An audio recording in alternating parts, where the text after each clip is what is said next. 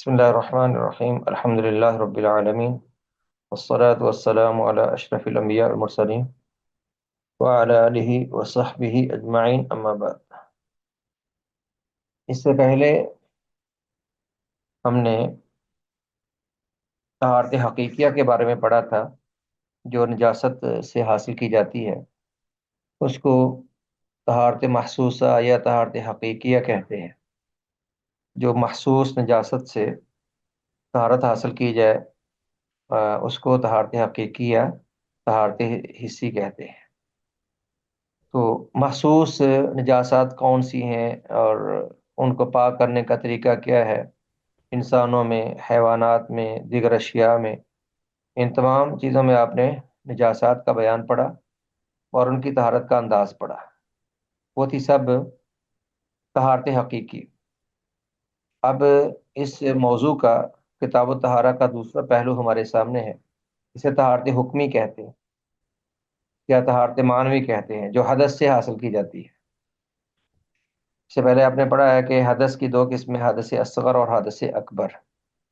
حدث اصغر وہ جو وضو کے مقابلے میں ہوتی ہے، یعنی جس کے لیے وضو کرنا پڑتا ہے انسان کو، اس کو حدث اصغر کہتے ہیں۔ اور حدث اکبر جس کے لیے غسل کی ضرورت پیش آتی ہے۔ تو حدث کی اب بات شروع ہو رہی ہے، جسے حدث کے مقابلے میں طہارت حکمیہ ہوتی ہے۔ حدث چونکہ وہ نجاست بھی غیر محسوس ہوتی ہے، اس کو شریعت نے نجاست قرار دیا، لیکن وہ غیر محسوس ہے، ہمیں دکھائی نہیں دیتی۔ جیسے انسان بے وضو ہو تو ظاہراً اس کے جسم پر کوئی نجاست نہیں ہوتی، لیکن اس حالت میں وہ عبادت کے قابل نہیں ہوتا، اس لیے اسے، یعنی اس کے مقابلے میں ہم جو طہارت حاصل کرتے ہیں اس کو طہارت بھی حکمی کہتے ہیں، حقیقی نہیں کہتے۔ تو حدث سے جو طہارت حاصل کی جائے اس کو طہارت حکمیہ کا نام دیا جاتا ہے۔ اور طہارت حکمیہ میں دو چیزوں کا بیان آئے گا، وضو کا اور دوسرا غسل کا، اور جو ان دونوں سے بدل ہے تیمم، اس کا بیان آئے گا۔ یہ تین چیزوں کا ذکر آئے گا اس موضوع میں، جو طہارت حکمیہ میں بیان کی جاتی ہیں، وضو، غسل اور ان دونوں سے بدل تیمم۔ تو شروع میں وضو کے واجبات و شرائط کا بیان آپ پڑھیں گے۔ یہ پر سب سے پہلے وضو کی تعریف ہے۔ پہلا مسئلہ ہے وضو کی تعریف، یعنی وضو کی لغوی اور اصطلاحی طور پر کیا تعریف ہے، کیا اس کا معنی ہے۔ وضو لغوی اعتبار سے وضوء یوضؤ وضاءۃ سے مصدر ہے۔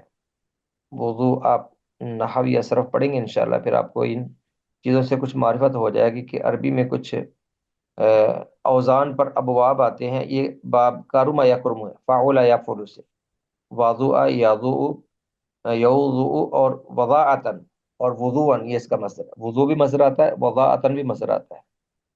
اور وضاء یا وضو کا معنی ہے صفائی، نظافت، طہارت، اور اس طرح خوبصورتی کو بھی وضاعت اور وضو کہتے ہیں۔ یہ لغوی معنی ہے، یعنی صفائی اور نظافت اور خوبصورتی وغیرہ۔ تو وضو کو وضو اس لیے کہتے ہیں کیونکہ اس میں وضو کرنے والا اپنے اعضاء کو صاف اور نظیف کر لیتا ہے، اور وضو انسان کے صغیرہ گناہوں کو پاک اور صاف کر دیتا ہے، جس طرح کہ اس کا بیان آئے گا اس کی فضیلت کا انشاءاللہ۔ اور وضو، یہ پہلے بھی ہم نے بیان کیا تھا، بضم الواو اگر ہو، واو کے ضمہ کے ساتھ، تو اس سے مراد فعل ہے، یعنی فعل وضو جو ہم وضو کرتے ہیں اس کو وضو کہتے ہیں، واو کے ضمہ کے ساتھ، وضو نہیں کہتے۔ اردو میں کچھ بھی ہم لوگ بول دیتے ہیں، لیکن عربی میں اس کا صحیح تلفظ ہے وضو، واو کے ضمہ کے ساتھ۔ اور اگر واو کے فتح کے ساتھ ہو وضو، تو اس سے مراد وہ پانی ہوتا ہے جس سے ہم وضو کرتے ہیں۔ جیسے بعض حدیث میں ذکر آتا ہے، بعض صحابہ کہتے ہیں، سنس وغیرہ کہتے ہیں، فَأَتَيْتُهُ بِوَضُوءٍ، میں رسول اللہ صلی اللہ علیہ وسلم کے پاس پانی لے کر آیا۔ تو اگر واو کے فتح کے ساتھ ہو تو وضو پانی کو کہتے ہیں۔ جیسے قرآن کریم میں اس طرح کے دیگر الفاظ بھی استعمال ہوئے ہیں، عربی میں اس کی دیگر مثالیں موجود ہیں، جیسے السحور، السحور۔ سحور کہتے ہیں سحری کے عمل کو، جو ہم سحری کرتے ہیں نا اس کو سحور کہتے ہیں، ہمارے اس عمل کو۔ اور سحور ان اشیاء کو کہتے ہیں جن سے ہم سحری کرتے ہیں، سحور، جو کھانا کھاتے ہیں نا سحری میں، اس کو سحور کہتے ہیں۔ اس طرح الغسل، غسل ہمارا فعل ہے، جو ہم عمل کرتے ہیں، اور غسل ویسے پانی کے ساتھ دھونے کو کہتے ہیں، طہور پاکیزگی کو کہتے ہیں، اور طہور پاک کرنے والی چیز کو کہتے ہیں، وقود یہ جلانے کو کہتے ہیں، اور وقود ایندھن کو کہتے ہیں۔ وقود واو کے ضمہ کے ساتھ ہو تو کسی چیز کو جلانا یا جلنا، اور وقود جلانے والی چیز جو ایندھن ہوتی ہے۔ عربی میں واو کے ضمہ یا فتح سے معنی بدل جاتے ہیں۔ اسی طرح ہمارے پاس وضو اور وضو ہے۔ وضو ہو تو فعل وضو، جو ہم وضو ایک عمل کرتے ہیں، اس کو وضو کہتے ہیں، اور بھی فتح واو پڑھیں تو اس کو پانی کہتے ہیں، اور اگر اسی کو واو کی کسرہ کے ساتھ پڑھیں وضو، تو وضو برتن کو کہتے ہیں۔ تو ایک محاورہ بولتے ہیں کہ وضو کو وضو میں ڈال کر وضو کرو، وضو یعنی پانی کو وضو یعنی برتن میں ڈال کر وضو کرو۔ تو عربی میں ظاہر ہے کہ حرکت کے بدلنے سے معنی بدلتے ہیں۔ تو یہ وضو کا لغوی معنی تھا، یعنی لغوی طور پر عربی زبان میں وضو صفائی، نظافت اور طہارت وغیرہ کو، یا اچھائی اور خوبصورتی کو کہتے ہیں۔ وضو کی شرعی اور اصطلاحی تعریف کیا ہے؟ اس کی اصطلاحی تعریف یہ ہے: ایسی عبادت جس میں جسم کے مخصوص اعضاء کو مخصوص انداز میں دھویا جائے اور بعض پر مسح کیا جائے، یعنی وہ عبادت جس سے ہم نماز کے قابل ہوتے ہیں، جس میں جسم کے اعضاء کو دھونا اور مسح کرنا آتا ہے۔ ایسی عبادت جس میں جسم کے بعض اعضاء کو ہم ایک خاص انداز میں دھوتے ہیں اور کچھ پر مسح کرتے ہیں۔ تمام اعضاء کو دھویا جاتا ہے، بس سر کا مسح ہے یا کانوں کا مسح ہے، کانوں کا مسح سر کے ساتھ ہی ہے۔ تو یہ ہے وضو کی تعریف لغوی اور اصطلاحی۔ دوسرا مسئلہ ہے وضو کی مشروعیت، یعنی شریعت میں وضو کا ثبوت اور وضو کا وجوب۔ وضو کی مشروعیت یعنی وضو کا ثبوت قرآن و سنت سے موجود ہے۔ یہ آیت ہمارے سامنے ہے، یہاں پر کچھ فونٹ اس فائل میں یہ خراب ہو گیا ہے۔ ویسے آیت معروف آیت وضو، اللہ تعالیٰ کا ارشاد ہے: یا ایھا الذین آمنوا اذا قمتم الی الصلاۃ فاغسلوا وجوہکم وایدیکم الی المرافق۔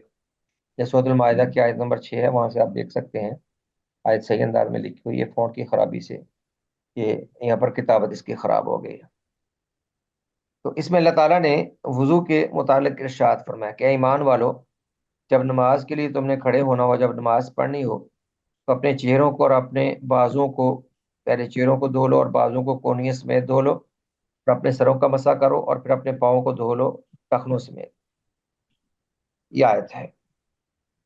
اس میں اللہ تعالیٰ نے نماز سے پہلے وضو کرنے کا حکم دیا، اور سنت میں بعد میں اس کی وضاحت موجود ہے کہ رسول اللہ صلی اللہ علیہ وسلم اس آیت کی روشنی میں کیسے وضو کرتے تھے۔ یہ سب بیان انشاءاللہ تفصیل سے آگے آنے والا ہے کہ وضو کے اعمال کیا ہیں، اور اس آیت کی روشنی میں نبی اسلام نے کیسے وضو کیا اور آپ نے کیسے اس کا بیان فرمایا۔ اور وضو کے وجوب پر یہ حضرت ابو ہریرہ رضی اللہ تعالیٰ عنہ کی حدیث بھی ہے: عن ابی ہریرہ رضی اللہ تعالیٰ عنہ عن النبی صلی اللہ علیہ وسلم قال: لا يقبل الله صلاة احدكم اذا احدث حتى يتوضا۔ جناب سیدنا ابو ہریرہ رضی اللہ تعالیٰ عنہ بیان کرتے ہیں، نبی مکرم صلی اللہ علیہ وسلم نے فرمایا کہ اللہ تعالیٰ تم میں سے کسی کی نماز قبول نہیں کرتا جب وہ بے وضو ہو، جب تک کہ وضو نہ کرے۔ یعنی وضو کے بغیر اللہ نماز کو قبول نہیں کرتا، اور وضو نماز کے لیے شرط ہے۔ یہ حدیث کا ترجمہ نیچے موجود ہے۔ رسول اللہ صلی اللہ علیہ وسلم نے فرمایا: نہیں قبول فرماتا اللہ تعالیٰ تم میں سے کسی ایک کی بھی نماز جب اسے حدث لاحق ہو جائے، یعنی جب وہ بے وضو ہو جائے، یہاں تک کہ وہ وضو کر لے۔ تو وضو کا وجوب اور نماز کے لیے شرط ہونا، یہ اس پر یہ آیت اور حدیث موجود ہے، اور بہت سی اس پر دیگر حدیث بھی موجود ہے جو انشاءاللہ ان مسائل میں گاہے بگاہے آتی رہیں گی دیگر حدیث۔ اس کے بعد اگلا مسئلہ ہے وضو کے فضائل اور فوائد۔ یہ ویسے فضائل اور فوائد یہ فقہ کا موضوع نہیں ہے، فقہ احکام پر بحث کرتی ہے، لیکن من باب الفائدہ کچھ فضائل اور فوائد کا ذکر کر دیا جاتا ہے۔ ویسے فقہ میں احکام پر بحث کی جاتی ہے کہ فلاں چیز کا حکم کیا ہے، مسئلے کا حل پیش کیا جاتا ہے، مسائل کا حل اور احکام کا بیان، یہ اصل فقہ کا موضوع ہے۔ لیکن من باب الفائدہ یہاں پر فضائل اور فوائد کا کچھ بیان ہے۔ وضو کے بہت سے فضائل و فوائد ہیں، چند ایک کا یہاں پر ذکر ہے۔ جب انسان اللہ کے حکم کے مطابق وضو کرتا ہے تو اس سے اللہ تعالیٰ گناہ معاف کرتا ہے، اور اگر وہی موسم کی شدت میں بندہ پانی استعمال کرے تو اس سے مزید اللہ تعالیٰ انسان پر اپنی رحمتیں نازل کرتا ہے اور زیادہ اللہ تعالیٰ یعنی درجات بلند کرتا ہے یا گناہوں کو معاف کرتا ہے۔ ویسے عموماً جب ہم وضو کریں، یعنی عام موسم میں بھی، گرمی میں ٹھنڈے پانی سے وضو کریں یا سردی میں گرم پانی سے بھی خواہ وضو کریں، تو وضو سے گناہ معاف ہوتے ہیں، اعضاء کے گناہ جھڑتے ہیں، جیسے آگے حدیث تفصیل سے آئے گی۔ اور اگر انسان موسم کی شدت میں پانی استعمال کرے، سخت سردی میں ٹھنڈا پانی اور گرمی میں گرم پانی، عام طور پر ٹینکیوں کا پانی بہت گرم ہو جاتا ہے، اگر کسی کے پاس ٹھنڈا پانی نہ ہو تو اس سے بھی انسان کو کراہت سی ہوتی ہے، یعنی بڑی پریشانی ہوتی ہے ایسے گرم پانی کو گرمی میں استعمال کرتے ہوئے، اور سردی میں ٹھنڈا پانی استعمال کرنا مشکل لگتا ہے۔ اگر ایسے انسان تھوڑی اللہ کے لیے اور وضو کے لیے تھوڑی یعنی پریشانی مول لے، تو اللہ تعالیٰ اس پر بڑے درجات بلند کرتا ہے۔ سخت سردی میں سرد پانی سے یا سخت گرمی میں گرم پانی سے وضو کرنا ان اعمال میں سے ہے جن سے گناہ معاف ہوتے ہیں اور درجات بلند ہوتے ہیں،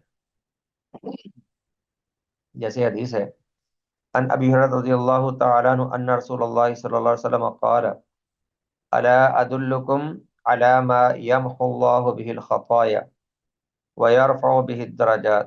سیدنا ابو ہریرہ رضی اللہ تعالی عنہ بیان کرتے ہیں کہ رسول اللہ صلی اللہ علیہ وسلم نے فرمایا، کیا میں تمہاری رہنمائی نہ کروں ایسے عمل پر جن سے اللہ تعالیٰ گناہوں کو معاف کرتا ہے اور درجات کو بلند کرتا ہے؟ اور اسے صحابہ نے کہا بلا یا رسول اللہ، ہاں اللہ رسول بتلائیے۔ فرمایا اسباغ الوضوء علی المکارہ، وضو مکمل انداز میں کرنا ناپسندیدگی کے باوجود، علی المکارہ، مکرہ کی جمع ہے مکاری، ناپسندیدگی کے باوجود، یعنی انسان کو سخت سردی میں ٹھنڈے پانی کو استعمال کرنا، فجر ٹائم اٹھنا اور ٹھنڈا پانی، جبکہ گیس بھی نہ آ رہی ہو اور پانی گرم کرنے کی سہولت نہ ہو، پانی ٹھنڈے سے وضو کرنا انسان کو ظاہر ہے کہ طبیعت پہ گراں گزرتا ہے اور پریشانی ہوتی ہے، ناپسند سا ہے، لیکن اس ناپسندیدگی کے باوجود مکمل وضو کرنا۔ اور دوسرا عمل وَكَثْرَةُ الْخُطَىٰ إِلَى الْمَسَاجِدِ، مسجد میں زیادہ قدم چل کے پیدل جانا، یعنی دور سے بھی، اور انسان آئے تو مسجد آئے اور مسجد میں باجماعت نماز ادا کرے، زیادہ قدم چل کے آئے، مسجد میں باجماعت نماز پڑھے۔ اور تیسرا وانتظار الصلاۃ بعد الصلاۃ، ایک نماز کے بعد دوسری نماز کے انتظار میں رہنا، جب انسان ایک نماز پڑھ لے تو اس کا دل دوسری نماز کے انتظار میں رہے، اللہ کی عبادت کی محبت میں۔ فرمایا جو شخص ان اوصاف سے متصف ہو کہ وہ ناپسندیدگی کے باوجود مرض میں، موسم کی شدت میں بھی پانی استعمال کرتا ہے اور مکمل وضو کرتا ہے اور زیادہ قدم چل کے مسجد جاتا ہے اور عبادت میں اس کا دل اٹکا رہتا ہے، ایک نماز کے بعد دوسری نماز کا اس کو انتظار رہتا ہے، فرمایا یہ رباط ہے۔ رباط کیا ہے؟ سرحد پر پہرا دینا۔ 3 دفعہ آپ نے فرمایا اس حدیث میں، یہاں پر ایک دفعہ ذکر ہے، فرمایا فذالکم الرباط فذالکم الرباط فذالکم الرباط، یہ تو سرحدوں پر دشمن کے خلاف پہرا دینے جیسا عمل ہے، یعنی انسان دشمن کے مقابلے میں جہاد میں جیسے سرحد پر پہرا دیتا ہے، ظاہر ہے کہ وہ بہت ایمان کا اور بڑا انسان کی دلیری اور بہادری کا اور اللہ کی طرف سے جرت دشمن کے مقابلے میں اسلام کی سربلندی کے لیے صرف کرنے کا وہ معاملہ ہوتا ہے۔ تو آپ نے فرمایا یہ اعمال تو سرحد پر پہرا دینے اور دشمن کے مقابلے میں جم کر کھڑے ہونے جیسا اجر رکھتے ہیں، اور ان سے اللہ تعالیٰ گناہوں کو مٹاتا اور درجات کو بلند کرتا ہے۔ اور اس کے ساتھ یہ فائدہ بھی ہے کہ وضو سے اعضاء دھلنے کے ساتھ ساتھ ان کے اعضاء بھی دھل جاتے، ان کے گناہ بھی دھل جاتے ہیں، جیسے جیسے انسان یعنی آزاد ہوتا جاتا ہے تو صغائر معاف ہو جاتے ہیں۔ ایک نماز سے لے کر دوسری نماز کے دوران انسان ایک نماز پڑھتا ہے اور دوسری نماز تک جو وقت گزارتا ہے اس میں ہلکی پھلکی خطائیں، چھوٹے موٹے گناہ، یعنی ہاتھوں کے اور آنکھوں کے، کانوں کے، زبان کے اور دیگر اعضاء کے جو گناہ ہو جاتے ہیں، یہ جو صغائر ہیں، ان کو اللہ تعالیٰ معاف کر دیتا ہے۔ اور صغائر کا ضابطہ یہ ہے کہ انسان سے یعنی کچھ نہ چاہتے ہوئے اور کچھ ایسے ہی یعنی احوال، حالات ایسے ہوں، یعنی آتے جاتے انسان کی نظر اٹھ جاتی ہے، آتے جاتے کوئی موسیقی کان میں پڑ جاتی ہے، یا اسی طرح انسان اپنی زبان سے کچھ کسی کو الٹا سیدھا بول دیتا ہے، یا اسی طرح کسی کا مذاق اڑا دیتا ہے، یا ہاتھ کسی پہ اٹھ جاتا ہے، ہلکی پھلکی ایسی خطائیں ان کو صغائر کہتے ہیں، تو یہ اللہ معاف کر دیتا۔ البتہ جو کبیرہ گناہ ہے وہ ان کے لیے الگ سے توبہ استغفار کرنا پڑتا ہے، اور اگر کسی کی حق تلفی کی ہو تو حق واپس کرنا پڑتا ہے، اور اللہ سے بھی پوری سنجیدگی کے ساتھ اور پوری یعنی گریہزاری کے ساتھ معافی مانگنا پڑتی ہے، پھر معاف ہوتے ہیں۔ باقی چھوٹے موٹے جو خطائیں اور چھوٹی موٹی تقصیریں اور غلطیاں، یہ اللہ تعالیٰ وضو کرنے کے ساتھ، نماز پڑھنے کے ساتھ معاف کر دیتا ہے۔ جیسے اس حدیث میں عن عثمان بن عفان رضی اللہ عنہ قال قال رسول اللہ صلی اللہ علیہ وسلم من توضأ فأحسن الوضوء خرجت خطاياه من جسده حتى تخرج من تحت أظفاره۔ سیدنا عثمان بن عفان رضی اللہ عنہ بیان کرتے ہیں کہ پیارے رسول جناب محمد کریم صلی اللہ علیہ وسلم نے فرمایا، جو شخص وضو کرے اور بہت بہتر انداز میں، مراد سنت طریقے سے وضو کرے، تو اس کے جسم سے خطائیں اور غلطیاں نکل جاتی ہیں، حتیٰ کہ اس کے ناخنوں کے نیچے سے نکل جاتی ہیں، یعنی پوری طرح وہ جو چھوٹے موٹے گناہ ان سے پاک ہو جاتا ہے بندہ۔ اور دوسرا وضو کی فضیلت یہ ہے کہ اس میں رسول اللہ صلی اللہ علیہ وسلم کی ایک اقتداء بھی ہے کہ آپ نے وضو کیا اور ہم بھی ویسے وضو کرتے جیسے آپ نے وضو کیا۔ اور چوتھا یہ کہ اس میں حکم الہی پر عمل بھی ہے، حکم الہی پر عمل، یہ قرآن کریم کی سائد پر، اس میں حکم الہی کی تعمیل اور بجاوری ہے۔ یہ آیت وہی جو پہلے گزری تھی، اس کا فون تھوڑا خراب ہے یہاں پہ۔ یا ایھا الذین آمنوا اذا قمتم الی الصلاۃ، اللہ نے حکم دیا ہے، ہم اللہ کے حکم پہ عمل کر کے اللہ کو راضی کرتے ہیں۔ اور پانچواں فائدہ اور اس کی فضیلت یہ ہے کہ قیامت کے دن امت محمد صلی اللہ علیہ وسلم میں سے مومنوں کی سب سے بڑی نشانی ان کے وضو کے اعضاء کا چمکنا ہوگا، اور اسی سے رسول اللہ صلی اللہ علیہ وسلم انہیں پہچانیں گے اور اسی سے انہیں بلایا جائے گا۔ وضو تو دیگر امتوں میں بھی تھا، لیکن اعضائے وضو بس اسی امت کے چمکیں گے۔ جیسے رسول اللہ صلی اللہ علیہ وسلم کے سامنے صحابہ نے ذکر کیا، رسول اللہ آپ اپنی امت کے افراد کو کیسے پہچانیں گے اتنی ہی امتوں کے درمیان سے؟ آپ نے مثال دی، فرمایا کہ دیکھو، اگر کسی کوئی گھوڑے ہوں کافی زیادہ سیاہ رنگ کے، اور ان کے درمیان کسی آدمی کے گھوڑے ہوں جن کے چہرے پر اور جن کے پاؤں پر سفید رنگ ہو، تو کیا اس کو اپنے گھوڑے دور سے نظر نہیں آ جائیں گے؟ صحابہ نے کہا کیوں نہیں یا رسول اللہ، اگر آپ سیاہ گھوڑوں کے درمیان کچھ ایسے گھوڑے دیکھیں جن کے پاؤں اور جن کے چہرے وغیرہ سفید اور روشن ہوں تو صاف دور سے دکھائی دیتے ہیں۔ فرمایا میں بھی اپنی امت کو ایسے ہی پہچانوں گا۔ فرمایا جو میری امت وضو کرتی ہے، اپنے چہرے، اپنے ہاتھ اور اپنے پاؤں دھوتی ہے، اس وضو کے پانی کو اللہ ان کے جسم پر نور کی شکل میں چمک پیدا کر دے گا، ان کے اعضاء چمکیں گے اور روشن ہوں گے، اس سے میں اپنی امت کی شناخت کروں گا۔ یہ اس امت کی علامت ہوگی روز قیامت، جو وضو کرتے ہیں، نماز پڑھتے ہیں، جن کو آپ بلائیں گے، جن کی آپ شفاعت کریں گے۔ ان ابی ہریرہ رضی اللہ تعالیٰ عنہ قال سمعت النبی صلی اللہ علیہ وسلم یقول، حضرت ابو ہریرہ بیان کرتے ہیں کہ میں نے نبی مکرم صلی اللہ علیہ وسلم سنا، آپ نے فرمایا ان امتی یدعون یوم القیامت غرا محجلین من آثار الوضوء، فرمایا بے شک میری امت کو بلایا جائے گا روز قیامت، غرن ان کے چہرے چمکتے ہوں گے، محجلین ان کے ہاتھ پاؤں چمکتے ہوں گے، من آثار الوضوء وضو کے نشانات سے، وضو کے آثار سے۔ فرمایا فمن استطاع منکم ان یطیل غرتہ فلیفعل، جو اپنی اس چمک کو بڑھانا چاہتا ہے وہ چمک کو بڑھا لے، یعنی زیادہ سے زیادہ سنت طریقے سے وضو کرے، نماز کے لیے وضو کرے، پاک وضو رہنے کی کوشش کرے، سنت کو اپنائے، تو اللہ تعالیٰ اس کی چمک میں اضافہ کر دے گا۔ تو اس امت کی خصوصیت ہوگی اور یہ عظیم فضیلت ہے۔ اسی معنی میں یہ حدیث ہے، حضرت ہریرہ کی دوسری حدیث کو بھی سمجھیے جو پہلی حدیثی کے معنی میں ہے، اس پر تھوڑا سا اس کے الفاظ میں اضافہ ہے اس حدیث پر۔ ان ابی ہریرہ رضی اللہ تعالیٰ عنہ انہ قال قال رسول اللہ صلی اللہ علیہ وسلم تارد علی امت الحوض وانا ازود الناس عنه كما يذود الرجل ابل الرجل عن ابله، قالوا یا نبی اللہ اتعرفنا قال نعم لکم سیما لیس لاحد غیرکم تاردون علی غر محجلین من آثار الوضوء۔ اس کا مفہوم یہ کیا ہے؟ رسول اللہ نے فرمایا مجھ پر میری امت وارد ہوگی میرے حوض پر، فرمایا کہ میں جو اپنی امت کے لوگ نہیں ہوں گے ان کو میں اپنے حوض سے پیچھے ہٹا دوں گا۔ جیسے کوئی آدمی جس کا حوض ہو نا، جس کا پانی کا چشمہ ہو یا پانی کی ٹینکی ہو، وہ اپنے حیوانات کو، اپنے اونٹوں کو پانی پلاتا ہے، چونکہ اس وقت اونٹ زیادہ تھے، لوگ اونٹ رکھتے تھے، اونٹوں کو پالتے تھے اور اونٹوں کی دیکھ بھال کرتے تھے، اس لیے آپ نے پھر مثال وہی دی جو لوگوں کو سمجھ آئے۔ ہمارے یہاں اونٹ نہیں ہے، ہمارے یہاں اونٹ معروف نہیں ہے، تو خیر آپ نے مثال دی، فرمایا کہ جیسے کوئی آدمی چشمے پر یا اپنے پانی کے گھاٹ پر اپنے اونٹوں کو پانی پلا رہا ہو اور کسی دوسرے کے حیوان یا جانور ہے ان کو پیچھے ہٹا دیتا ہے، جو پانی ان کو نہیں پینے دیتا تاکہ پانی ختم نہ ہو، تاکہ اس کے جانور پیاسے نہ رہ جائیں۔ اور میں اسی طرح جب میرے پاس حوض میں ایسے افراد آئیں گے جو میری امت سے نہیں ہوں گے، ان کو میں پیچھے ہٹاؤں گا۔ اور بعض حدیث میں آتا ہے کہ ہر نبی کے لیے حوض ہوگا، تو ہر نبی کے امتی جو اس نبی پر ایمان لانے والے اپنے اپنی نبی کے حوض پر وارد ہوں، اور ہمارے نبی علیہ السلام کا حوض سب سے بڑا اور سب سے عالی شان ہوگا، جس کا حدیث میں ذکر آتا ہے۔ اور میدان محشر سے پہلے آپ نے فرمایا کہ جو اس حوض سے میرے سامنے میرے ہاتھوں پانی پی لے گا، اور میں پورے 50,000 سال کے دن اس یوم محشر میں اس کو پیاس کا احساس نہیں ہوگا۔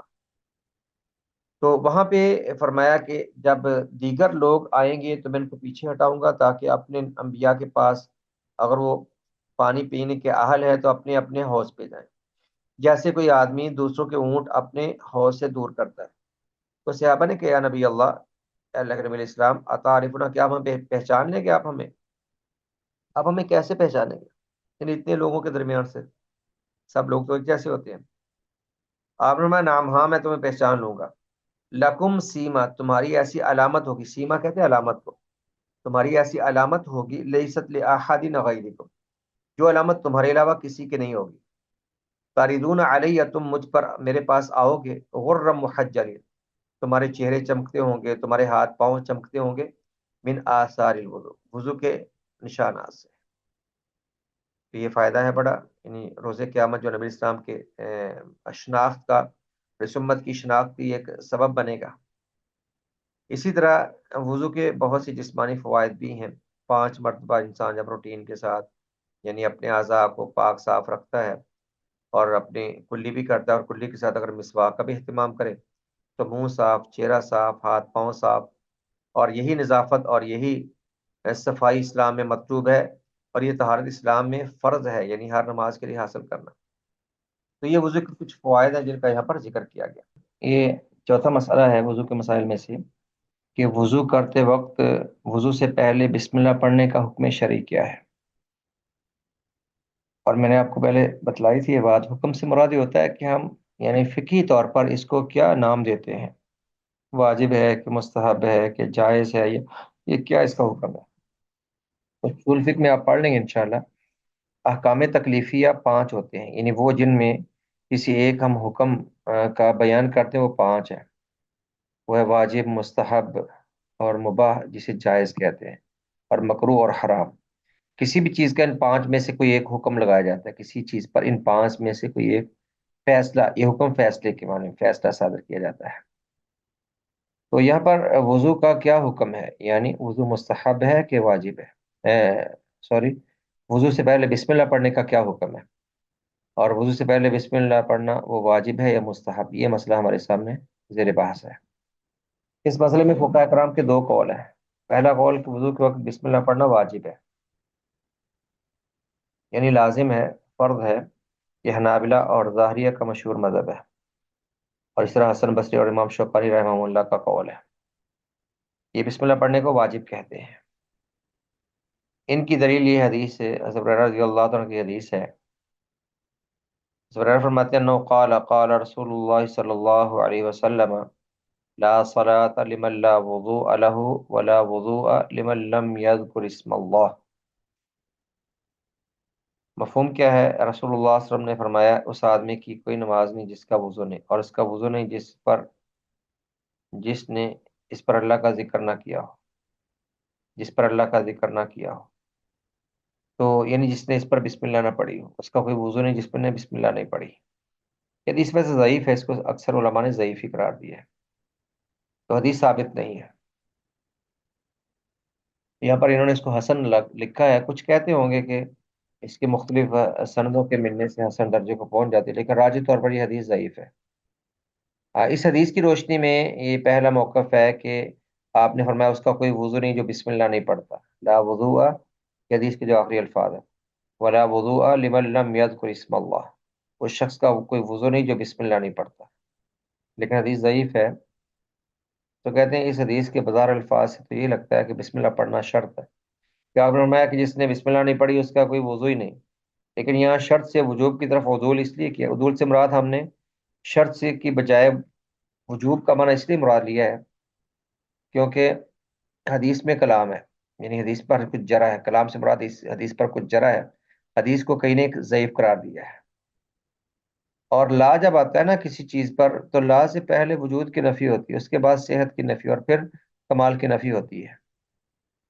اگر لا آ جائے نا نکرہ پر، جب لا داخل ہو تو لا پہلے تو وجود کی نفی کرتا ہے، جیسے نحو میں آپ کہتے ہیں لا رجل فی الدار، گھر میں کوئی آدمی نہیں، تو آپ وجود کی نفی کرتے ہیں، کوئی آدمی نہیں، یہاں پر وجود کی نفی ہے۔ لیکن جب وجود کی نفی نہ ہو تو پھر صحت کی نفی ہوتی ہے، جیسے آپ نے پڑھی حدیث بار بار کہ نبی مکرم صلی اللہ علیہ وسلم نے فرمایا لا صلاۃ لمن لم یقرأ بفاتحۃ الکتاب، کہ شخص کی کوئی نماز نہیں جو سورۃ الفاتحہ نہیں پڑھتا۔ اب یہاں پر نماز تو موجود ہے لیکن آپ نے اس نماز کی نفی کی ہے، تو یہاں پر نفی صحت کے لیے۔ اور جب کوئی دلیل ہو پھر لا نفی کمال کے لیے آتا ہے، جب کوئی دلیل ہو نا کہ لا نہ صحت کی نفی کرتا ہے نہ وجود کی نفی کرتا ہے، پھر کہتے ہیں لا نفی کمال کے لیے ہے۔ آگے انہوں نے یہ لکھا ہے، اس قاعدے کی میں نے تھوڑی سی وضاحت کر دی ہے، ویسے اب نحو میں آپ اس کی تفصیل پڑھیں گے۔ حنابلہ کے ہاں یہ قاعدہ ہے کہ نفی پہلے وجود کے لیے ہوتی ہے، نہیں جب لا داخل ہو تو وجود ہی کی نفی کرتے، جیسے لا رجل فی الدار، گھر میں کوئی آدمی، تو وجود کی نفی ہو گئی۔ لیکن جب وجود کی نفی ممکن نہ ہو تو پھر صحت کی نفی ہوتی ہے، جیسے میں نے آپ کو مثال دی لا صلاۃ الا بفاتحۃ الکتاب، فرمایا کہ جو شخص سورۃ الفاتحہ نہیں پڑھتا اس کی کوئی نماز نہیں۔ اب نماز تو ہمارے سامنے ہے، وجود موجود ہے، نماز کا وجود تو ہے لیکن مراد نماز صحیح نہیں ہے۔ اور آخر میں کمال کے لیے، جب لا کو نفی کمال کے لیے مراد لینا ہو تو پھر اس کی دلیل چاہیے، بغیر دلیل کے ہم لا کو کمال کی نفی پر معمول نہیں کرتے، اور بلا دلیل لا کو نفی کمال پر معمول کرنا یہ کلام تحریف بن جاتی ہے، خواہ مخواہ سے عربی کے سیاق کو بدلنا اور عربی کے سیاق کو خراب کرنا ہو جاتا ہے، جیسے حنفی کہتے ہیں نا اسی حدیث میں جو میں نے آپ کو بیان کی کہ لا صلاۃ الا بفاتحۃ الکتاب، کہتے ہیں لا صلاۃ کاملہ، یہ کمال کی نفی ہے، تو کمال کی نفی کے لیے دلیل چاہیے۔ جب شارع نے کہا کوئی نماز ہی نہیں ہے تو پھر یہ کیسے مانا ہو سکتا ہے کہ نماز کامل نہیں، مراد نماز ہی نہیں، صحت کی نفی اصل ہوتی ہے۔ جی، تو یہاں پر اگر ہم حدیث کو صحیح کہتے ہیں نا، اگر حدیث صحیح ہوتی تو پھر کیا مانا ہوتا کہ جو بسم اللہ نہیں پڑھتا اس کا کوئی وضو ہی نہیں، نہیں وضو شرط ہوتا، پھر بسم اللہ شرط ہوتی وضو کی صحت کے لیے، لیکن حدیث ضعیف ہے۔ اور نابلہ نے کہا چلو اگر حدیث میں کچھ کلام ہے، حدیث میں کچھ جرح ہے یا حدیث کچھ ضعیف ہے تو کم از کم وجوب مراد لے لو، لیکن وجوب مراد لینے کے لیے حدیث صحیح ہونا چاہیے تھے نا۔ جی، تو یہی حدیث ہے اس موقف پر، اور یہ حدیث ضعیف ہے، ثابت نہیں ہے۔ دوسرا قول یہ ہے کہ وضو کے وقت بسم اللہ پڑھنا سنت اور مستحب ہے، واجب نہیں۔ یہ کہتے ہیں وضو کے وقت بسم اللہ پڑھنا مسنون ہے، مستحب ہے، جیسے ہر اچھے کام سے پہلے بسم اللہ ہم پڑھتے ہیں، اور نبی اسلام سے یعنی اچھے کاموں سے پہلے بسم اللہ پڑھنا ثابت ہے، باقی واجب نہیں ہے۔ یہ قول جمہور فقہاء کرام حنفیہ، مالکیہ، شافعیہ اور ایک روایت میں حنابلہ کا ہے۔ یہ وجہ استدلال، یہ غلطی سے یہاں پر آگے، اس کی یہاں پر ضرورت نہیں تھی۔ اس موقف کی دلیل دیکھیے آپ، یہ غلطی ہے یہاں پر، وجہ استدلال کو چھوڑ دیے۔ اس موقف کی دلیل کیا ہے؟ آیت وضو۔ آیت وضو کیسے دلیل ہے؟ کہ آیت وضو میں وضو کے اعمال کا ذکر ہے لیکن بسم اللہ کا ذکر نہیں۔ پیچھے آپ نے آیت وضو پڑھی ہے، اللہ نے فرمایا کہ اذا قمتم الى الصلاۃ فاغسلوا وجوہکم وایدیکم، اللہ نے یہ ذکر کیا ہے کہ جب نماز پڑھنے لگو تو یہ اعضاء دھو لو، اور اس طرح سر کا مسح کر لو، چہرہ دھو لو، بازو دھو لو، سر کا مسح کر لو، پاؤں دھو لو، اللہ نے ایسے ذکر کیا ہے، بسم اللہ کا ذکر نہیں کیا۔ تو معلوم ہوا کہ اگر واجب ہوتا، بسم اللہ پڑھنا لازم ہوتا تو اللہ یہاں پر ذکر کرتا بسم اللہ کا۔ وجہ استدلال یہ ہے کہ اس میں وضو کے واجبات کا ذکر تو ہے لیکن بسم اللہ پڑھنے کا نہیں، اور اگر ضروری ہوتا تو ضرور یہاں پر ذکر کیا جاتا۔ اور جمہور کے موقع پر دوسری دلیل یہ ہے کہ بہت سارے صحابہ رضوان اللہ علیہم اجمعین جنہوں نے رسول اللہ صلی اللہ علیہ وسلم کے وضو کے اوصاف بیان کیے ہیں، جو آپ کے وضو کا طریقہ بیان کرتے ہیں، ان میں سے کسی ایک نے بھی بسم اللہ پڑھنے کا ذکر نہیں کیا۔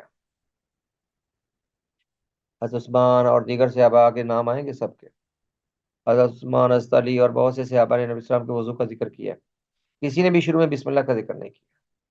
لہٰذا اگر آپ صلی اللہ علیہ وسلم نے بسم اللہ پڑھی ہوتی یا پڑھنے کا حکم دیا ہوتا تو صحابہ اسے بھی ذکر کرتے. آگے کچھ نام لکھے ہیں. کہتے ہیں جن صحابہ کرام رضوان اللہ مجمعین نے رسول اللہ صلی اللہ علیہ وسلم کے وضو کے وصف کو، آپ کے وضو کے طریقے کو بیان کیا، وہ مندرجہ ذیل ہے. امیر المؤمنین حضرت عثمان بن عفان رضی اللہ تعالیٰ عنہ، علی بن ابی طالب رضی اللہ عنہ، اور عبداللہ بن عمر و عبداللہ بن زید رضی اللہ عنہ، اور بھی کئی صحابہ نے نبی علیہ السلام کا وضو بیان کیا ہے. تو یہ سارے صحابہ، یہ ان کی روایات صحیح بخاری، مسلم اور دیگر کتب حدیث میں صحیح موجود ہیں. اور کسی ایک صحابی نے بھی یہ ذکر نہیں کیا کہ نبی علیہ السلام وضو سے پہلے بسم اللہ پڑھتے تھے.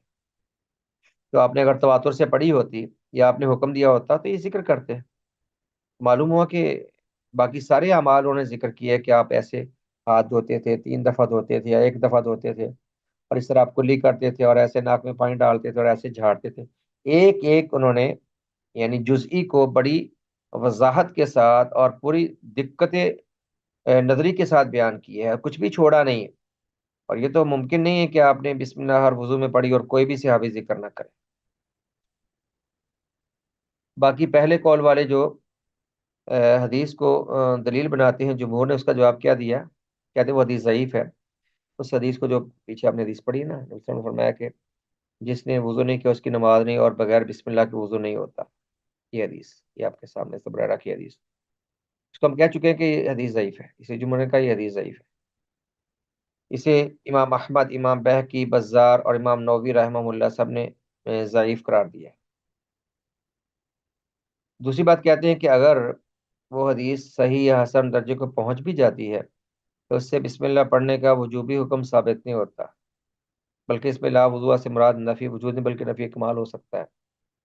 کیونکہ نبی اسلام نے اکثر وضو میں بسم اللہ جب آپ کا پڑھنا ثابت نہیں ہے، یہاں پر لا وضوء لمن لم یذکر بسم اللہ میں لا کو نفی کمال پر کیوں محمول کر سکتے ہیں؟ اس لیے کہ آپ سے ہر وضو میں بسم اللہ پڑھنا ثابت ہے، تو مراد ہوا کہ یہ بہتر ہے یا فضیلت کا عمل ہے کہ انسان شروع میں بسم اللہ پڑھ لے. بلکہ اس میں لا وضوء سے مراد نفی وجود نہیں بلکہ نفی کمال ہے کہ اس آدمی کی نماز کامل نہیں. یعنی نماز کی تو یہاں پر بات ہی نہیں، غلطی ہے تھوڑی سی. یعنی وضو میں کمال نہیں، یہ کہنے کی ضرورت ہی نہیں تھی. پر نفی کمال سے مراد ہوتا ہے کہ تھوڑا یعنی بہتر ہے یہ معاملہ. اور لا نفی کمال کے لیے آتا ہے جیسے اس حدیث میں ہے، ان انس رضی اللہ تعالی عنہ عن النبی صلی اللہ علیہ وسلم قال، فرمایا لا یؤمن احدکم حتی یحب لاخیہ ما یحب لنفسہ، کہ تم میں سے کوئی مومن نہیں ہو سکتا جب تک اپنے بھائی کے لیے وہ پسند نہ کرے جو اپنے لیے پسند کرتا ہے. اب اگر انسان اپنے بھائی کے لیے وہ پسند نہیں کرتا، ہم میں سے اکثر ایسے ہی ہیں، وہ اپنے لیے جو پسند کرتے ہیں اپنے بھائی کے لیے پسند نہیں کرتے. مثال کے طور پر جو فقراء مساکین ہیں وہ بھی ہمارے بھائی ہیں جو مسلمان ہیں، تو کیا ہم ان کو وہ دیتے ہیں جو ہمیں پسند ہو؟ اگر لباس دینا ہو تو وہ دیتے ہیں جو ہمیں پسند نہیں ہوتا، یا اس کو ان کو تھوڑے سے پیسے دیتے ہیں یا معمولی سی چیز دیتے ہیں. تو اکثر لوگ یعنی اگر اس حدیث کو لا کو نفی صحت پر رکھو تو ایمان کی نفی ہو جائے گی. اکثر لوگوں کو ہم ایماندار نہیں کہہ سکتے. تو یہ ہے نفی کمال کے لیے، یعنی اس کا ایمان کامل نہیں ہے جب تک انسان اپنے بھائی کے لیے وہ چیز پسند نہ کرے جو اپنے لیے پسند کرے. اس طرح کی نفی ہوتی ہے نفی کمال کے لیے. ایمان کی نفی مراد نہیں بلکہ ایمان کے کمال کی نفی مراد ہے. تو راجہ قول کیا ہے کہ وضو کے وقت بسم اللہ پڑھنا سنت اور مستحب ہے، یعنی بہتر ہے بسم اللہ آپ پڑھ لیں.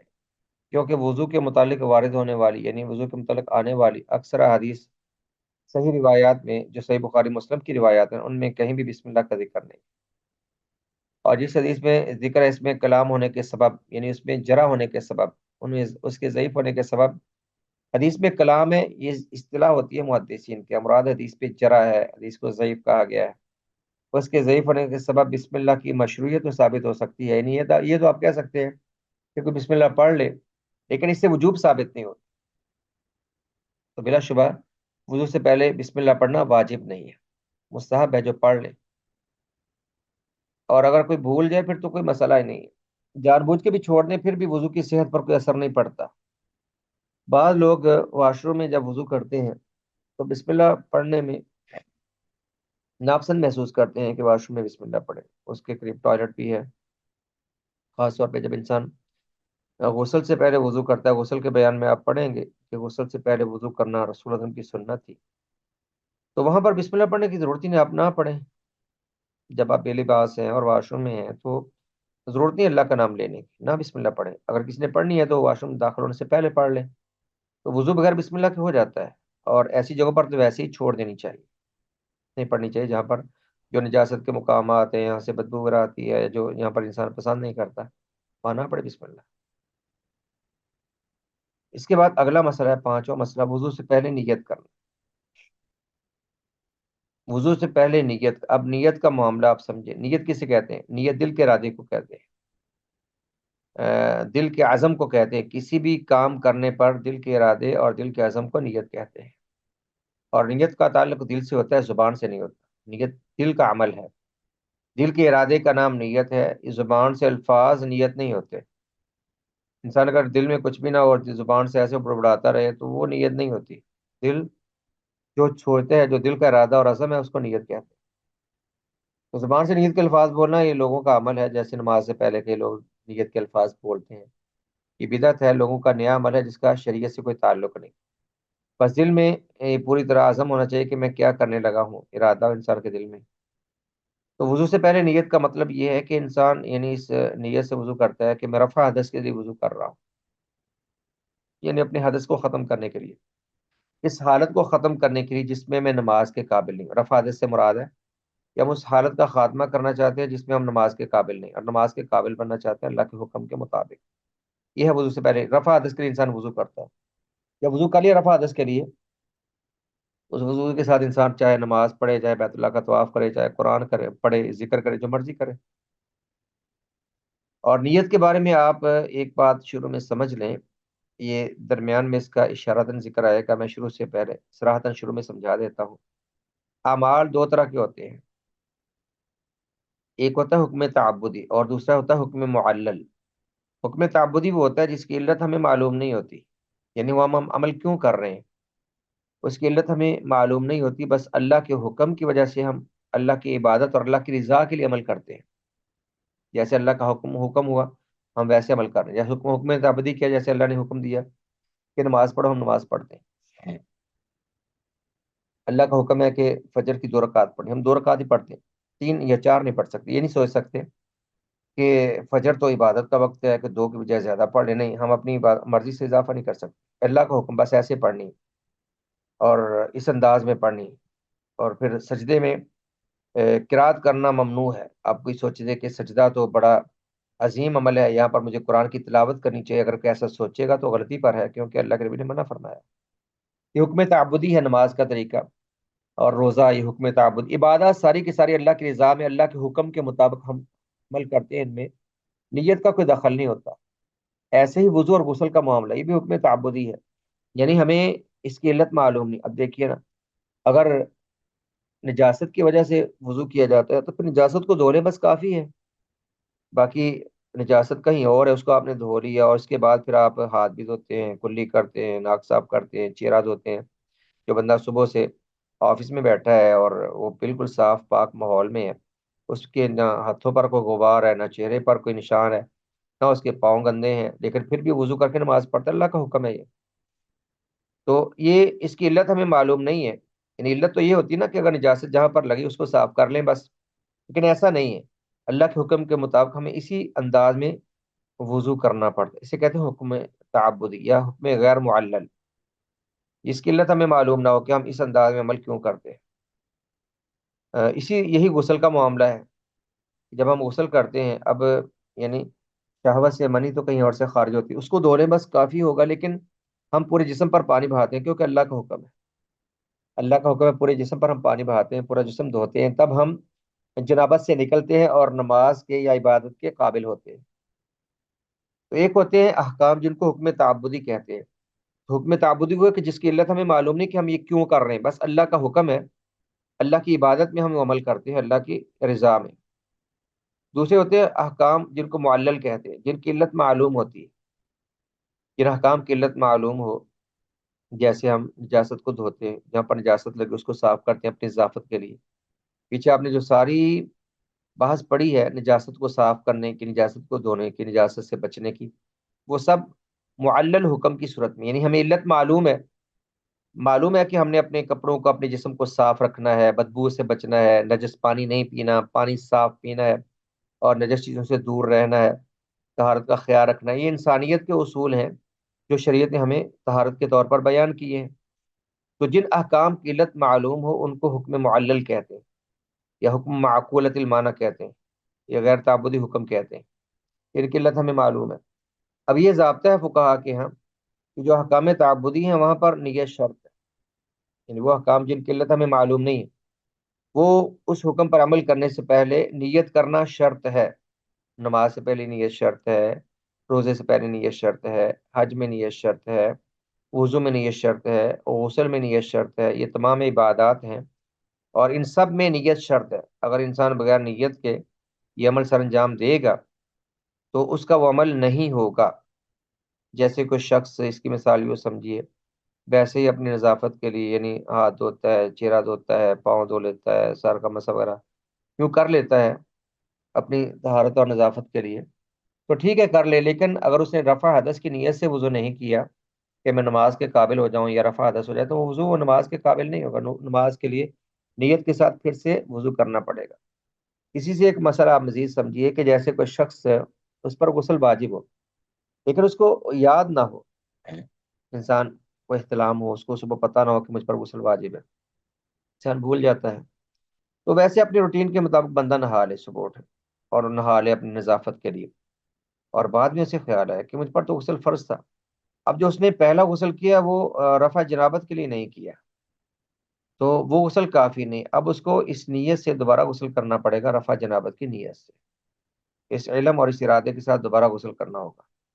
اس کی آپ دوسری مثال یہ سمجھیے، ایسے انسان یعنی گرمی کے موسم میں گھر سے نکلتا ہے، بارش ہو رہی ہے اور موسم سہانا ہے، بارش میں وہ نہا لیتا ہے، اگر اس پر غسل فرض تھا، اگر وہ بارش میں نہانے سے پہلے یہ نیت کر لے کہ چلو میرا غسل بھی ہو جائے، میری جنابت بھی دور ہو جائے، تو غسل ہو جائے گا، لیکن ویسے اس نے نہا لیا اور اس کے ذہن میں یہ نہیں تھا تو اس کا غسل نہیں ہوا، اس کو رفع جنابت کے لیے دوبارہ غسل کرنا ہو، یہ معنی ہے نیت کا۔ تو جو احکام تعبدی ہیں وہاں پر نیت شرط ہوتی ہے۔ اس طرح اگر آپ نے نماز پڑھنی ہے تو نماز سے پہلے آپ کا عزم ہونا چاہیے، ارادہ ہونا چاہیے کہ آپ کیا عمل کرنے لگے ہیں۔ یہ انسان خالی اس ذہن ایسے کھڑا ہو جائے، اس کو نہیں پتا، نماز شروع کر لی، پھر خیال آیا کہ سنتیں پڑھ لوں کہ پھر سوچتے رہنے دو، سنتیں کیا پڑھنی، میں فرض پڑھتا ہوں اور چلتا ہوں یہاں سے۔ نماز پڑھنے کے بعد، شروع کرنے کے بعد اس کو خیال آیا کہ میں ان کو فرض بنا لیتا ہوں، تو ایسے نہیں نماز ہوتی، یہ باطل ہے نماز۔ پہلے سے یعنی عبادت کے لیے اہتمام شریعت نے سکھایا کہ انسان دل کا عزم رکھے، دل کا ارادہ ہو، اللہ کی محبت ہو، اور پورے ارادے کے ساتھ، حاضر دماغی کے ساتھ عبادت کرے۔ یہ خالی ذہن کھڑے ہو کر پھر سوچنا کہ اس کو کیا بناؤں، ایسے نہیں نیت ہوتی۔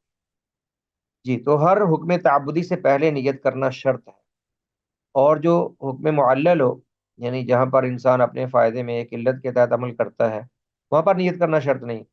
اگر کپڑے پر یا جسم پر کہیں نجاست لگی ہے، آپ اس کو ویسے دھو لیتے ہیں، ویسے اس کو صاف کر لیتے ہیں، اور آپ نیت نہیں بھی کرتے تو وہ نجاست صاف ہو جائے گی انشاءاللہ، اللہ کے حکم سے، اگر آپ نے اس کو ویسے صاف کیا جیسے شریعت کا حکم ہے۔ وَثِيَابَكَ فَطَهِّرْ، کپڑا آپ کا پاک ہو گیا، وہاں پر یہ شرط نہیں ہے۔ جیسے شریعت نے ہمیں ہمارے فائدے کے کچھ آداب سکھائے ہیں، تو جیسے گھر میں داخل ہو تو دروازے بند کر لو، اور برتن ڈھانپ کے سویا کرو، اور لائٹ یعنی آگ بجھا کے سویا کرو، یہ ہمارے فائدے کے کام ہیں جن میں ہمیں علت سمجھ آتی ہے کہ اس سے ہمیں نقصان نہ ہو۔ انسان اللہ کے حکم سے کام کرتا جائے، نیت لازم نہیں، ویسے اگر اللہ کے حکم کی ارادے سے بندہ کرے، اللہ نیکی دے گا انشاءاللہ، لیکن جیسے کیسے کام کرے گا یہ کام تو ہو جائیں گے، لیکن عبادات اور حکم تعبدی ویسے ادا نہیں ہوتے۔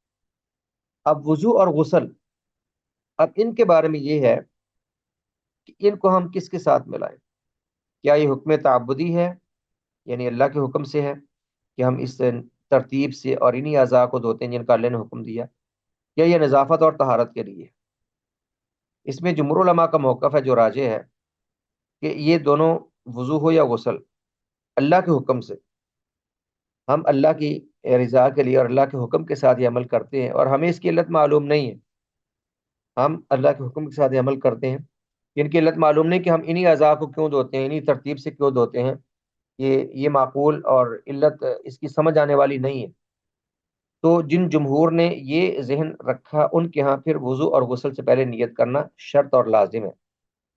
دوسرا موقف احناف کا، وہ کہتے ہیں نہیں، یہ وضو اور غسل نظافت اور طہارت کے لیے ہوتے ہیں، بس نظافت کے لیے، تو نظافت اگر حاصل کریں اس میں کون سی نیت شرط ہے؟ وہ وضو اور غسل سے پہلے نیت کو شرط نہیں مانتا، یہ دونوں موقف موجود ہے۔ میں نے پہلے اس کی پوری بیس ذکر کر دی ہے تاکہ آپ کو مسئلہ کی نوعیت سمجھ آ جائے۔ اب وضو سے پہلے نیت کرنے کا کیا مسئلہ ہے، اس میں فقہا کے دو قول ہیں۔ پہلا قول یہ ہے کہ وضو اور غسل دونوں میں نیت کرنا ضروری ہے، اس کے بغیر دونوں ہی درست نہیں۔ ایک قول جمہور فقہاء کرام مالکیہ شافعی حنابلہ کا ہے، وضو ہو یا غسل دونوں میں نیت لازم ہے۔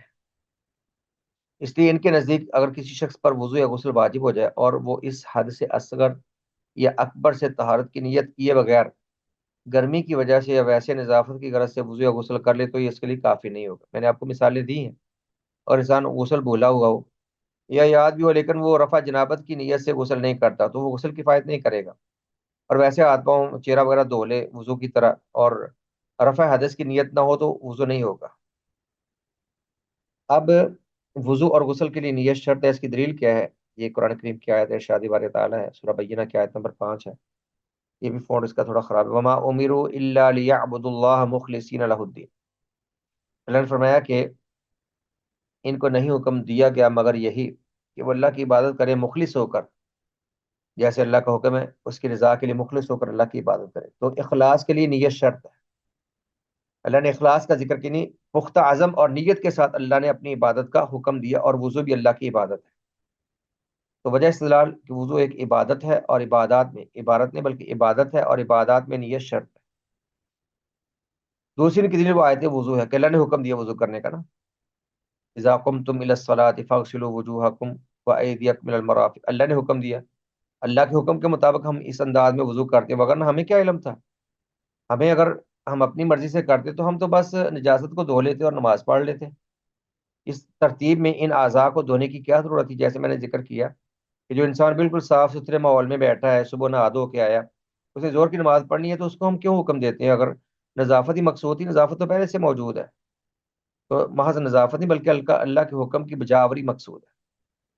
اسی طرح نیت کے شرط ہونے پر یہ عام حدیث ہے، ان عمر بن الخطاب رضی اللہ تعالیٰ عنہ قال سمیعت رسول اللہ صلی اللہ علیہ وسلم یقول، عمر بن خطاب بیان کرتے ہیں کہ اللہ کے رسول علیہ السلام نے فرمایا، انما الاعمال بالنیات وانما لکل امرئ ما نوى، کہ تمام اعمال نیت سے ہی پورے ہوتے ہیں، اور انسان کے لیے وہی ہے جو اس نے نیت کی۔ تو نیت کے بغیر کوئی عمل معتبر نہیں۔ وجہ استدلال کیا ہے؟ اس حدیث میں اعمال اور عبادات کی قبولیت کو نیت سے مشروط کیا گیا، لہذا وضو اور غسل دونوں میں نیت شرط ہے کیونکہ دونوں ہی عبادات میں سے۔ چوتھی وہ جس کی میں نے پہلے بہت وضاحت سے ذکر کیا ہے، چوتھی دلیل وہی ہے، یہ دونوں ایسی عبادات ہیں جن کا معنی یعنی علت ہمیں سمجھ نہیں آتی۔ معنی کیسے سمجھ نہیں آتا؟ یعنی یہ معنی سمجھ نہیں آتا کہ نجاست کہیں اور سے خارج ہوتی ہے اور ہم چہرہ دھوتے ہیں اور ہاتھ دھوتے ہیں، بازو دھوتے ہیں، پاؤں دھوتے ہیں، اس کی علت ہمیں سمجھ نہیں آتی، یعنی انہیں سر انجام دینے کی علت اور وجہ ظاہر نہیں ہے، اس انداز میں ہی ہم یعنی وضو کیوں کرتے ہیں، یعنی حکم تعبدی ہے۔ چوتھی دلیل وہی ہے کہ میں نے شروع میں تفصیل سے بیان کی ہے کہ حکم تعبدی اللہ کے حکم سے ہم ایسا کرتے ہیں، ہمیں اس کی علت معلوم نہیں کہ ہم ایسا کیوں کر رہے ہیں، اور احکام تعبدیہ میں علت شرط ہوتی ہے، اس پہ سب کا اتفاق۔ دوسرا قول یہ ہے کہ وضو اور غسل دونوں میں ہی نیت ضروری نہیں ہے، یہ حنفیہ کا مذہب ہے۔ ان کے نزدیک اگر کوئی شخص جس پر حدث لاحق ہو حدث